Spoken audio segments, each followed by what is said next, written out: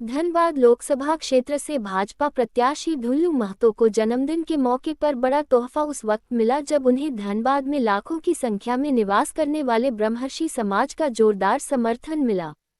मौके पर मौजूद लोगों के साथ वरिष्ठ अधिवक्ता सुरेश चौधरी ने केक काटकर मंच पर ढुल्लू का जन्मदिन मनाया और समाज ने भाजपा प्रत्याशी को विजयश्री का आशीर्वाद दिया। मौके पर ब्रह्मर्षि समाज के वरिष्ठ अधिवक्ता सुरेश चौधरी एवं वरिष्ठ भाजपा नेता सत्येंद्र कुमार ने वहां मौजूद समाज के लोगों से कहा कि आज भाजपा की आवश्यकता देश को है। पीएम मोदी अगर तीसरी बार प्रधानमंत्री बनते हैं वो तमाम कार्य संपन्न होंगे जो अब तक अधूरे हैं। आज का भारत जवाब देता है, किसी के सामने हाथ नहीं फैलता। धनबाद में एम्स जैसा अस्पताल, एयरपोर्ट एवं विकास की वह तमाम संभावनाएं शुरू करने के लिए एक बार फिर से भाजपा को सत्ता में लाना जरूरी है। ये तभी संभव है जब धनबाद का एक एक वोट भाजपा के पक्ष में जाएगा और पीएम मोदी के हाथों को मजबूत करेगा। वहीं मीडिया से बात करते हुए ढुल्लू महतो ने कहा कि आज जिस तरह से उन्हें सैकड़ों लोगों का सहयोग, समर्थन और आशीर्वाद मिला है, अब उनका जीत सुनिश्चित हो गया है और बहुत जल्द धनबाद में विकास के नए आयाम लिखे जाएंगे। इसके साथ ही उन्होंने लोगों को आश्वस्त किया कि धनबाद की समस्याओं पर वह संसद में चुप नहीं बैठेंगे बल्कि यहां के लोगों की आवाज को जोरदार तरीके से उठाने का काम करेंगे। साथ ही वर्तमान भाजपा सांसद और विधायकों की नाराजगी के संबंध में पूछे गए सवाल का जवाब देते हुए कहा कि किसी की कोई नाराजगी नहीं है, सबका सहयोग, आशीर्वाद उन्हें प्राप्त हो रहा है। देखिए, श्री ढुल्लू महतो जी की तो जीत सुनिश्चित ही है। आज के इस बैठक के बाद काफी मधुर से ढुल्लू महतो जी की जीत सुनिश्चित है। और जो आप कह रहे हैं कि ये भी वोट में कन्वर्ट होगा, निश्चित रूप से वोट में कन्वर्ट होगा और ऐतिहासिक मत ब्रह्मर्षि परिवार का भारतीय जनता पार्टी के प्रत्याशी श्री ढुल्लू महतो जी को प्राप्त होगा। मैं बार बार कहा हूँ कि भारतीय जनता पार्टी का कार्यकर्ता अपने ही रेखाओं को तोड़ता है।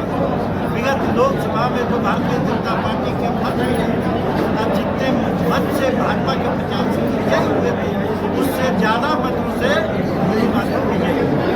भारतीय जनता पार्टी का कार्यकर्ता काफी उत्साहित है और जब से ढुल्लू महतो जी को भारतीय जनता पार्टी ने प्रत्याशी घोषित किया, कार्यकर्ताओं का उत्साह बढ़ गया है।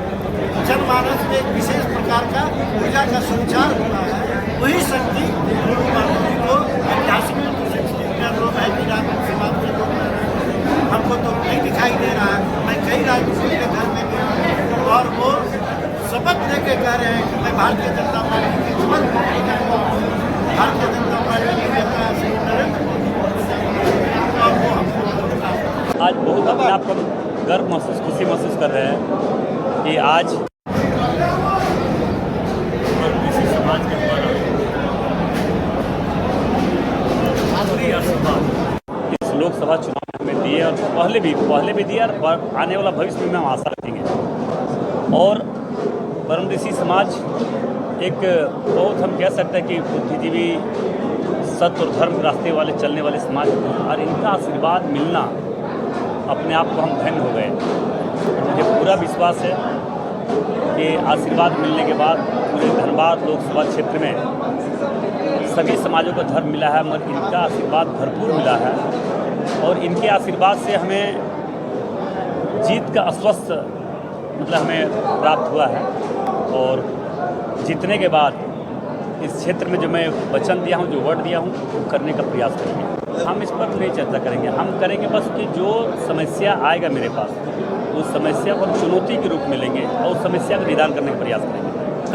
कल रात को भी हम अपने केंद्रीय नेतृत्व के कुछ ऐसे नेताओं से मैं बात किया हूँ कि आपने हमें तो यहाँ पे चुनाव तो लड़ा रहे हैं, मगर यहाँ के लोगों का एयरपोर्ट धनबाद में बने, आपका फ्लाईओवर गयापुर में बने, एम्स यहाँ से जो चला गया देवघर उसके लिए समुचित व्यवस्था इलाज के लिए हो। इसके लिए मैं 2-3 काम के लिए मैं बात किया हूँ। उन्होंने बोला ठीक है, तुम जीत के आओ, मैं ज़रूर इस पर विचार करके जो हो सके जरूर करने का काम करें। नाराज कैसे चल रहा है? बीएन सिंह जी हमारे अभिभावक कल भी बोल रहे हैं, आज भी बोल रहे हैं और आने वाले समय भी बोलेंगे। नाराज नहीं चलना है। नाराज कैसे क्यों चलेंगे? कोई सर नाराज चलने की कोई बात नहीं है। हमारे पार्टी का शीर्ष नेता है, कैसे मेरा राजनीति। देखिए, हम उस पर कोई चर्चा नहीं करेंगे, ना कोई टिप्पणी करेंगे। हम वो क्या बोल रहा है उस पर नहीं बोलेंगे। हमसे जो बात करना है हमसे बात कीजिए, जो समस्या है उस पर बात कीजिए। अधर्म के रास्ते पर जुड़ा हुआ उनका दिल गवा देगा, उनका दिल गवा देता भी होगा। और हम धर्म के रास्ते पर चलते हैं, प्रभु श्री राम जी के भक्त हैं, भगवान राम जी को आदर्श मानते हैं, तो निश्चित तौर पर मैं अपनी बात करूँगा।